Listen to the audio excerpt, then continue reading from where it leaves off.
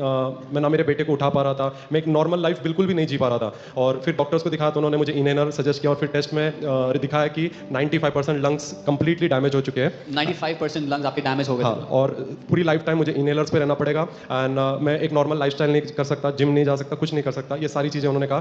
तो कुछ समय के लिए मैंने सोचा यही मेरी ज़िंदगी है और इसके अलावा कुछ नहीं है और शायद प्रभु मुझे कुछ सिखाना चाह रहा है ये बीमारी देखकर। तो मैं पिता के हृदय को उस समय समझ नहीं पाया और इसी दौरान कुछ दवाई लिए जो स्टेरॉइड्स थे वो कुछ समय तक काम किए। फिर जैसे कि मैं अपोस्टल जी को पिछले 1 साल से इंस्टाग्राम पे देख रहा था, तो जैसे इंडिया में आया तो मुझे लगा कि मुझे ज़्यादा वचन में देखना पड़ेगा। तो जैसे ही मैंने वचन को देखना शुरू किया तो मैंने कहा कि यार ये बहुत ही अच्छा शिक्षा दे रहे हैं, तो शायद हो सकता है कि मेरी हीलिंग वहीं से मिलेगी। उसी समय पे मैंने यहीं पे देखा कि कोई भाई थे जिनको सीओपीडी का इश्यूज था, अस्थमा से वो हील हुए थे। कम ऑन, आपने यहाँ से गवाही देखी थी, अस्थमा से चंगाई की। फिर मैंने कहा कि प्रभु अगर तू उस बेटे को ठीक कर सकता है तो इस बेटे को भी ठीक कर सकता है। आमेन, तो आमेन। वो गवाहियों को देखा, फिर एक मन में ऐसा आया शायद ये टेस्टिमनी फेक दिखाते होंगे, मैं एक बार जाके दिल्ली में देखता हूँ। तो मैं नवंबर में नाइट सर्विस में आया इधर अकेला, आके देखा, पीछे बैठा था, तो मैंने देखा नहीं जो शिक्षा ऊपर से दे रही है लोगों के अंदर सेम फ्रूट्स है। एक मिनट, ये इनकी रिपोर्ट है पुरानी, इसमें लिखा हुआ है, team please put it on the live also. लिखा हुआ है very severe obstruction, no reversibility, ये वापस नहीं हो सकती, जो लंग्स में डैमेज हुआ है ठीक नहीं हो सकता, और बहुत भीषण इसमें समस्या हुई है, वेरी सीवियर ऑब्स्ट्रक्शन लिखा हुआ है। ये आपकी रिपोर्ट है? 100% सच्ची रिपोर्ट है? 100% सच्ची गवाही है? एनी टाइम चेक करा सकते हैं। यहाँ से अब जानते हैं, एक भी गवाही जो यहाँ से आती है, एक भी गवाही ऐसी नहीं है जिस पे कोई उंगली उठा सके।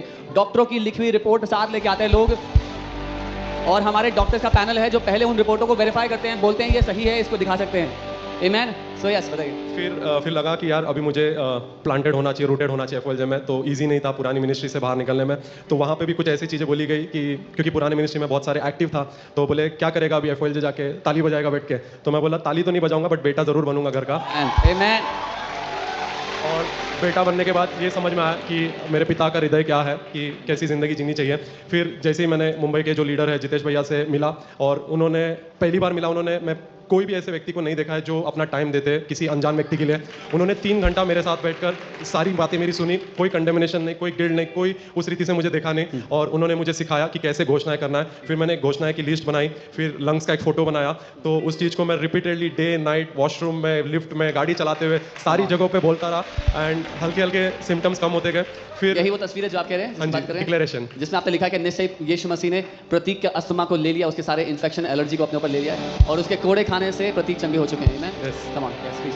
फिर वो होते थे 31st नाइट प्रेयर के लिए आया यहाँ पे, और इतना सीवियर था कि मुझे आगे बैठने का इच्छा था, नहीं बैठ पाया, मैं लास्ट में था, और अनॉइंटिंग यहाँ पे काम कर रही थी, मुझे फील नहीं हुआ। Amen. फिर जैसे ही यहाँ से मुंबई जाने लगा तो मैंने देखा कंप्लीटली हील हो गया Come हूँ, on. और उसके बाद मैंने कहा Hallelujah. कि प्रभु अब तूने मुझे ये जो हीलिंग दिया है तो तेरे राज्य के लिए अपने आप को सरेंडर करता हूँ। अभी मुंबई एफओएलजे में हर एक छोटे से छोटे काम से लेके बड़े बड़े जो भी सर्व करना होता है वो कर रहा हूँ। Amen.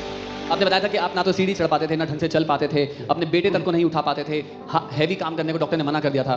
अच्छा, ये जब आप यहाँ से गए हैं उसके बाद क्या हुआ? यहाँ से जैसे ही गया तो मैंने कहा कि शायद मैं हील हो गया हूँ, तो जितू भैया ने कहा कि आप वो चीज़ करो जो आप नहीं कर सकते थे, ताकि आप टेस्टिफाई कीजिए। तो मैंने एक दिन सोचा कि अब मैं बेटे को उठाता हूँ और उसको लेके चलता हूँ, तो देखा मैं चल पा रहा हूँ, कोई ब्रेथलेस नहीं हो रहा है, तो मैंने बोला शायद थोड़ा थोड़ा हील हुआ हूँ। फिर कहा कि एक काम करते, मैं 10th फ्लोर पर रहता हूँ मुंबई में, तो मैंने कहा कि एक काम करते सीढ़ी चढ़कर जाते हैं, तो मैं 5 फ्लोर सीढ़ी चढ़कर गया, मतलब कंप्लीटली हील हो चुका हूँ, अभी कोई ऐसी बीमारी नहीं है।